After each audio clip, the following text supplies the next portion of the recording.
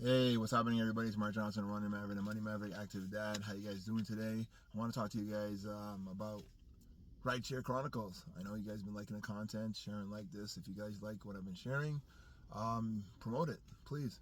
My next one ride I had was with these girls I picked up in Brampton. And it was late at night, like 2 in the morning, and I was working about 2 years ago. And I picked up these girls. They were dressed to the T, and they were going out. So I'm like, cool. And they're like, oh, can you wait? I'm like, wait. She's like, yeah, my friend's coming. Can you wait maybe about 15 minutes? She's on her way. And I'm like, okay. And so these girls, I'm sitting in the car. They're sitting in the back, and they're just talking about life and whatever. You know what I mean? I'm just hearing them, but they're not talking to me. Like most times, the riders are not talking to the drivers. And so he starts talking about like girls they know that are making a lot of money on OnlyFans and how they're going to this party and how they know a lot of famous people and basketball stars and stuff. And I'm like, who are these girls in my back, like in the back of my car? Like, who are they? And I didn't say anything, right? I'm just like waiting, and we waited like 15 minutes.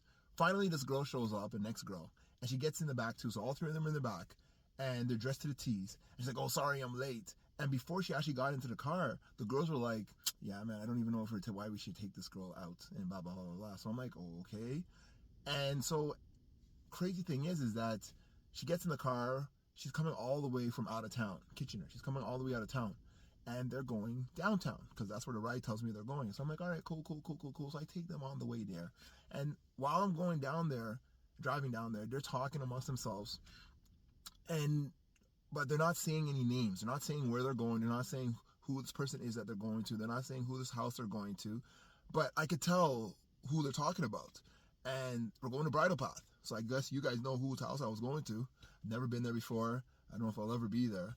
But I mean, at the end of the day, that's where we're going. And throughout the whole conversation, they keep on like not saying the name, not saying where they're going, but it's like, yeah, he's so good, and I've been to his house many times, and he always has stars at his place, and I'm just listening. I know where I'm going now just because based on what they're saying, but they're not saying the name. It's like they don't want to tell me what's going on. It's like I'm the outsider, so I don't need to know what's going on. I don't need to know where they're going. And so we drive all the way down to Bridle Path. So I know you guys know whose house I was going to, or whose house I went to. And I get outside, and this guy comes out like the gate, like seems like there's like 3-4 different doors that come out this big giant wall. There's like a wall surrounding this house, and this guy gets out of like the back door.